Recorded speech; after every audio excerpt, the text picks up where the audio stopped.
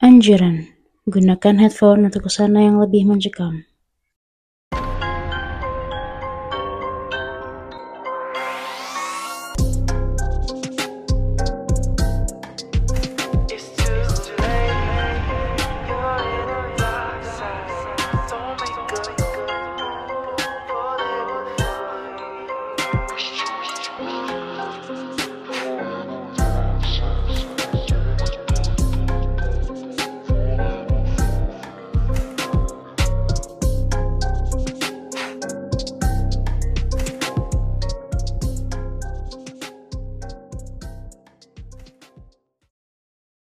Halo Tigarans, selamat berjumpa kembali bersama gue di season yang ke-6, episode yang ke-7.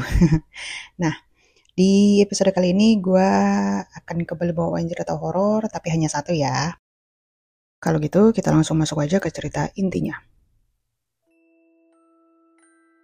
Cerita ini merupakan pengalaman horor ketika aku menempuh pendidikan di salah satu pondok pesantren di Jawa Timur. Ini merupakan cerita horor nyata yang aku alami bersama teman-teman pesantren ketika kelas 3 SMA. Singkat cerita, pandemi COVID-19 yang terjadi di akhir tahun 2019 tersebut mengharuskan para pelajar untuk melakukan pembelajaran secara daring atau online. Tak hanya sekolah umum, pondok pesantren yang aku tempati juga melakukan hal yang sama. Sehingga semua santri dipulangkan karena banyak kemungkinan yang terjadi ketika virus menyebar. Dan ternyata, pembelajaran secara daring ini berlangsung hampir 1 tahun. Dan aku telah meninggalkan pondok pesantren dalam kurun waktu tersebut.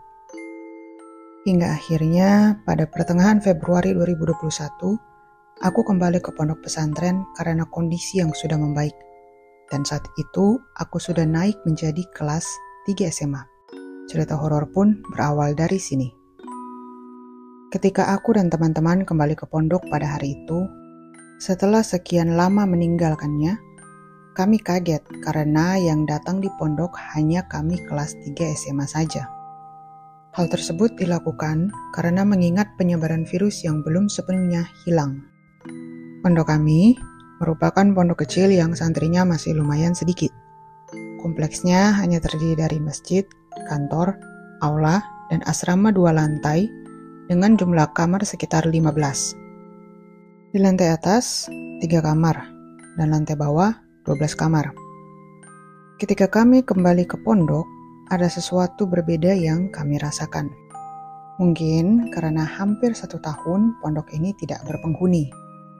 Setelah semua sampai di pondok, Ustazah memberitahu bahwa semua pindah ke kamar atas, karena di kamar bawah akan dilakukan renovasi. Sehingga semua santri pada hari itu bergotong royong untuk memindahkan barang dari kamar bawah menuju kamar atas. Kegiatan itu pun berlangsung hingga menjelang Ashar. Ketika azan Ashar berkumandang, aku dan teman-teman bergegas menuju tempat wudhu dan pergi ke masjid untuk melakukan sholat Ashar. Setelah sholat, kami pun segera bersih diri dan melakukan kegiatan rutin di sore hari, yaitu membaca al-madshurat di masjid, kemudian dilanjut mengaji, tilawah ataupun murajaah mandiri, sembari menunggu azan maghrib. Saat itu, ada salah satu teman kami yang sedang haid, sehingga saat azan maghrib berkumandang, ia memutuskan untuk meninggalkan masjid dan kembali ke asrama. Karena kebetulan ada satu kardus yang berisi buku yang lupa ia bawa naik saat beberes tadi, sehingga ia berniat untuk membawanya saat itu. Ia bernama Wati, seorang gadis manis berkulit putih, dan badannya sedikit berisi. Sesampainya di kamar atas, Wati merasakan suasana yang berbeda. Ia meletakkan kardusnya di samping lemari biru miliknya. Ia merasakan sore itu terasa sepi dan sunyi, hingga ia dikejutkan dengan suara tangisan seorang wanita yang lirih, namun jelas terdengar di telinganya. Suara tangisan itu seketika membuat ia merinding dan bulu kuduknya berdiri. Dengan rasa takut, ia masih menyimak suara tangisan itu untuk memastikan bahwa suara itu adalah benar suara tangisan seorang perempuan, bukan suara kucing atau yang lain. Suara tersebut berasal dari gudang kecil yang berada di ujung barat lantai 2. Wati merupakan gadis yang cukup pemberani ketika menghadapi hal-hal mistis seperti itu. Ia terus berjalan pelan untuk menemukan sumber suara tersebut. Sampai akhirnya, ia berhenti di depan pintu gudang tersebut dan suara tangisannya masih terus terdengar. Ketika ia sudah memegang gagang pintu dan hendak membuka pintu gudang tersebut, dirinya merasa lebih takut ditambah dengan angin yang bertiup kencang membuat suasana semakin mencekam. Saat ia sudah membulatkan tekadnya untuk membuka pintu, ceklek, ia lupa bahwa gudang tersebut selalu terkunci. Namun setelah itu suara tangisan yang dari tadi terdengar seketika itu hilang. Akhirnya ia memutuskan untuk turun dan kembali ke masjid bersama teman-temannya. Sesampainya di masjid, ia duduk di bagian belakang, karena aku dan teman-teman yang lain masih sholat sunnah rawatib. Beberapa dari kami sudah ada yang selesai sholat, dan ikut duduk di belakang bersama Wati. Kemudian, setelah semua selesai sholat, Wati pun bilang, "Hei Cah, tak cerita nih." Teman-teman yang lain menjawab, "Opo? Hah? Opo?" Karena kami mondok di daerah Jawa Timur, jadi mayoritas kami menggunakan bahasa Jawa ketika percakapan biasa. Kemudian, Wati diam sejenak dan menarik napas panjang seakan-akan telah terjadi sesuatu hal padanya. Aku dan salah satu temanku yang biasanya tidak tertarik untuk menyimak cerita orang dan memilih untuk mengaji, kali ini aku dan temanku itu seperti merasa ada yang menarik kami untuk ikut nimbrung di cerita tersebut. Ketika kami sudah bergerombol mengelilingi Wati yang sedang duduk bersandar di tembok masjid, Wati pun mulai mengawali ceritanya. Dia menceritakan dari awal hingga ia mendengar suara tangisan yang bersumber dari dalam gudang. Teman-temannya terdiam dan sangat antusias menyimak cerita Wati tersebut, sehingga hanya terdengar suara Wati yang bercerita. Kemudian, di sela-sela ceritanya, Wati bertanya kepada teman-temannya, "Pengen ngerti nggak suara tangisan nih?" Teman-teman yang lain menjawab, "Piye-piye suarane?" Teman-teman sangat semangat untuk mendengarkan suara tangisan yang ingin ditirukan oleh Wati. Namun, ada beberapa teman yang takut dan tidak ingin mendengarkan suara tangisan tersebut, sembari berkata, "Wes, gak usah diterus nih." Namun, Wati tetap melanjutkan ceritanya dan berkata, "Ngene lo suarane." Belum sampai Wati menirukan suara tangisan tersebut, tiba-tiba seluruh lampu di area masjid mati total, sehingga seluruhnya gelap gulita. Semua pun berteriak. Aku pun merasakan suasana malam itu begitu mencekam. Semua berteriak dan aku berpikir apakah kejadian mati lampu ini ada hubungannya dengan suara tangisan yang diceritakan Wati tadi. Seakan pemilik suara tangisan tadi tidak rela jika Wati menirukannya.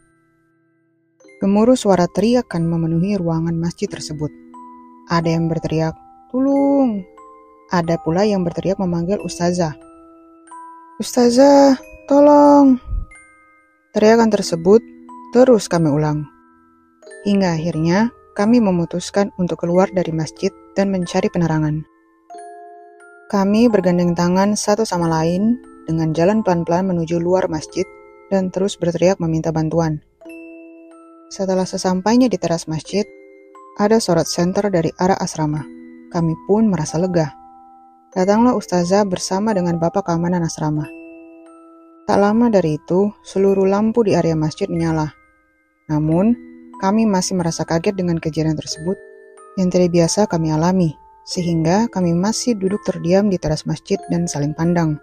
Kemudian, salah satu dari kami menceritakan kejadian yang dialami oleh Wati serta kejadian mati lampu tersebut kepada Ustazah. Dan Ustazah hanya menanggapi bahwa mati lampu tersebut ada hal biasa, tidak ada kaitannya dengan hal-hal mistis. Ustazah juga mengelak, tidak percaya kalau ada suara tangisan wanita dari arah gudang kamar atas. Ustazah meyakinkan kami bahwa itu mungkin suara tangisan dari tetangga sebelah. Malam setelah kejadian itu, sebelum tidur, kami mengaji bersama surat Al-Mulk di salah satu kamar atas. Mungkin peristiwa itu terjadi karena ruangan atas yang lama tidak berpenghuni. Malam itu semua tidur dengan keadaan was-was. takut suara tangisan didengar Wati didengar oleh yang lain. Namun, hal itu hanya ketakutan kami belaka, dan tangisan tersebut tidak terdengar lagi. Setelah peristiwa itu, untuk menghindari kejadian aneh seperti yang dialami Wati, mereka sering mengaji bersama di kamar atas dan sering membaca al-matsurat untuk melindungi diri dari hal-hal negatif. Waktu pun berlalu. Semua berjalan dengan baik dan tidak ada lagi peristiwa aneh yang aku dan teman-teman alami. Itulah pengalaman horor yang pernah aku alami ketika di pondok pesantren. Semua tempat pasti ada makhluk gaib yang tak kasat mata, karena kita hidup di dunia ini berdampingan dengan mereka. Tetapi kita memiliki dimensi sendiri-sendiri dan kehidupan yang berbeda, sehingga tidak perlu khawatir dan takut terhadap mereka. Oke Tigaran, sekian dulu cerita horornya. Ini gue sebenarnya punya satu pertanyaan nih. Sebenarnya lebih menyeramkan kalian ngedengar, apapun itu bentuknya, atau kalian ngeliat langsung sosok gaibnya? Karena gue nerima banyak versi, katanya lebih serem dengar. Tapi ada juga kalau mereka-mereka yang pada ngeliat malah bilang ke gue gitu, lebih baik lu pada nggak ngeliat. Nah, kira-kira yang kalian tahu, yang mungkin memang ahli-ahlinya, mana sih yang lebih serem? Kalau gue personal sih sebenarnya ya enggak dua-duanya. Ya gue lebih baik denger apa lah yang lain gitu kan, dan tetap berpikir positif. Dan gue lebih baik ngelihat ya kalian lah manusia-manusia yang kasat mata. Nah kira-kira segitu aja dari gue, dan mungkin penutup yang begitu pendek. Mungkin akhir kata, jangan lupa berdoa dimanapun dan kapanpun, khususnya kalau kalian udah mau tidur. Itu aja, dan sampai jumpa di episode berikut ya. Tetap terus bersama Tigaran. Bye.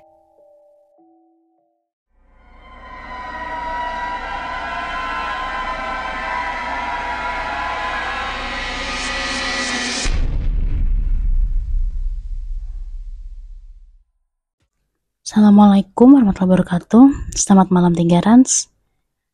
Hari ini di episode yang ke-8 gue mau bawain satu cerita. Langsung aja deh, tanpa basa-basi ya, biar gak kelamaan. Sebenarnya bukan yang langsung saya alami, tapi ada hubungannya dengan saya. Ini kejadiannya waktu tahun 2021 di gedung lama kantor saya. Pada saat itu saya masih berstatus mahasiswi.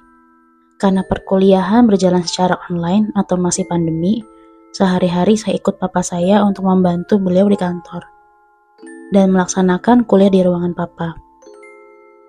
Saya biasanya berangkat bersama papa saya, satu mobil. Kadang papa saya nyetir, kadang saya. Jam masuk kantor itu pukul 8 pagi, pulang jam 5 sore. Ingat banget kejadiannya itu bulan Juni, hari Jumat. Kebetulan pada hari itu, saya ada urusan dengan kampus terlebih dahulu. Makanya saya berangkat telat dan membawa mobil sendiri, tidak bersama papa saya. Saya baru sampai ke kantor pukul 10 pagi. Sesampainya di kantor, saya menunggu Pak Satpam untuk membukakan gerbang kantor. Namun tidak seperti biasanya, kali ini saya menunggu cukup lama. Ada mungkin 5 menitan. Saat melihat saya, Pak Marsin atau satpam yang berjaga pada saat itu langsung lari tergopoh-gopoh. Ketika saya membuka kaca mobil, wajah Pak Marsin terlihat sangat lemas dan terlihat kaget. Namun saat itu saya hanya berpikir, mungkin kecapean karena habis lari bukain pagar. Setelah itu, kening saya diukur temperaturnya dengan termogan. Setelah dicek suhu, saya langsung masuk ke dalam kantor. Setelahnya, saya mau berjalan seperti biasa. Saya langsung mengerjakan pekerjaan kantor, berbicara dengan rekan saya. Saat istirahat, saya makan, sholat, serta iseng-iseng mendengarkan podcast di You See What I See di Spotify. Setelah waktu istirahat berakhir, saya melanjutkan pekerjaan. Sampai akhirnya jam menunjukkan pukul 5 sore. Lalu saya pun pulang. Sampai sini memang belum ada yang cukup aneh dari cerita saya. Namun saat saya pulang ke rumah, Bapak saya menceritakan kejadian tak terduga yang terjadi pada hari ini. Kira-kira seperti ini percakapannya. Diawali dengan papa ya. Kamu tahu nggak? Tadi ada kejadian di kantor. Duk, saya jadi deg-degan. Ada apakah gerangan? Hah? Kejadian apa? Papa saya terdiam sejenak. Ada yang menyerupai kamu. Di situ saya langsung diam, tapi ada rasa deg-degan, gak nyaman gitu. Terus papa nanya, tadi pas satpam bukain gerbangnya agak lama kan pas kamu datang? Iya, itu karena pas pagi Pak Marsin udah lihat kamu datang bareng papa. Kamu pakai baju merah. Makanya dia kaget waktu kamu siang-siang datang sendiri bawa mobil. Waduh, perasaan saya pas itu kayak gimana ya? Bingung, deg-degan, refleks. Saya langsung lihat baju yang saya pakai waktu itu. Ternyata baju yang saya pakai waktu itu tuh warna coklat. Jadi untuk kejadian lengkap pada pagi itu, di jam 8 pagi, papa saya sudah datang ke kantor. Dan menurut sepenglihatan Pak Satpam, saya, dalam tanda kutip ya, itu ada di mobil bersama papa. Dan duduk di kursi penumpang. Kata Pak Satpam, saya, ini ya biasa aja, tidak ada yang aneh. Setelah papa turun dari mobil, langsung dicek suhu dan masuk kantor. Tetapi ketika giliran saya, Pak Satpam menunggu dulu, karena si saya ini masih di dalam mobil, di kursi penumpang. Namun, ketika Pak Satpam menghadap belakang, Pak Satpam langsung kaget, karena si saya ini sudah berada tepat di belakang Pak Satpam. Secepat itu. Namun Pak Satpam tidak berpikir macam-macam, dan langsung mengecek suhu saya saja. Setelah dicek, Pak Satpam terheran melihat hasil suhunya. Kok dingin banget, Mbak? Si saya ini menjawab, iya Pak, kena AC. Pak Satpam sebenarnya masih terheran, namun tidak ingin bertanya lebih banyak. Bagaimana tidak heran, suhu di termogan beliau menunjukkan angka 20 derajat. Silakan simpulkan sendiri, orang mana yang suhunya 20 derajat. Dan saya cukup heran, karena si saya bisa-bisanya dia menjawab pertanyaan Pak Satpam. Mana ngaco lagi jawabannya, kena AC coba. Setelah itu ya biasa, si saya ini masuk ke dalam kantor, dan Pak Satpam tidak memperhatikan lagi. Menurut Pak Satpam, wujud saya ini benar-benar normal, tidak ada yang aneh. Seperti saya yang biasanya aja. Baru akhirnya 2 jam kemudian, saya yang asli datang, bawa mobil sendiri. Ya lemeslah Pak Satpam, kan saya sudah datang. Bahkan ada catatan suhunya di buku beliau. Pantesan ketika saya lihat mukanya lemas gitu waktu lihat saya. Ternyata habis mengalami kejadian horor. Kata papa, langsung rame tuh cerita ini di orang-orang kantor. Oh iya, sebagai tambahan, ingat gak? Saya bilang waktu lagi istirahat saya dengerin podcast di See What I See. Nah, apakah kalian tahu judul apa yang lagi saya dengerin saat itu dengerin? Yang judulnya Kembar. Wah, kembaran. Ih, ngeri. Sebenarnya sih nggak serem ya, karena menurut gue yang tadi diceritain itu si yang jadi-jadian ini nih nggak ganggu yang gimana-gimana nggak sih? Kayak cuman dari tadi awalnya di dalam mobil terus tiba-tiba udah di belakang. Rada-rada creepy ya.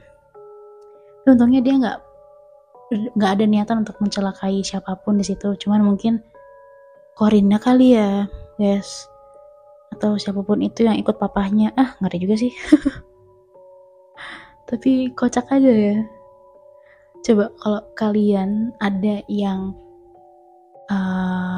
apa sih biasanya impersonate ya si setan ini menjamak kalian akan senengkah? Akan ngerikah atau gimana? Terus kalau misalkan kalian ketemu hal serupa atau kalian ada di posisi si satpam ini, kalian akan gimana?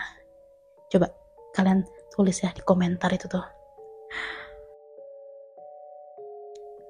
Ya, sebelum gue menutup episode kali ini, gue mau ingetin ke teman-teman semua untuk jangan lupa follow, likes, subscribe, dan segala macam podcast Sigarans di Spotify. Kita juga ada Twitter, TikTok, Instagram, YouTube, Tuh follow semua deh ya. Terus jangan lupa share podcast kita dan share episode-episodenya juga. Oke? Kalian juga bisa share cerita kalian di Tigarans atau intigarans@gmail.com. Bisa juga di YouTube. Kita menerima di segala hal. Di semua sosial media yang kita punya, oke? Gue pamit, sampai berjumpa di episode selanjutnya. Dadah!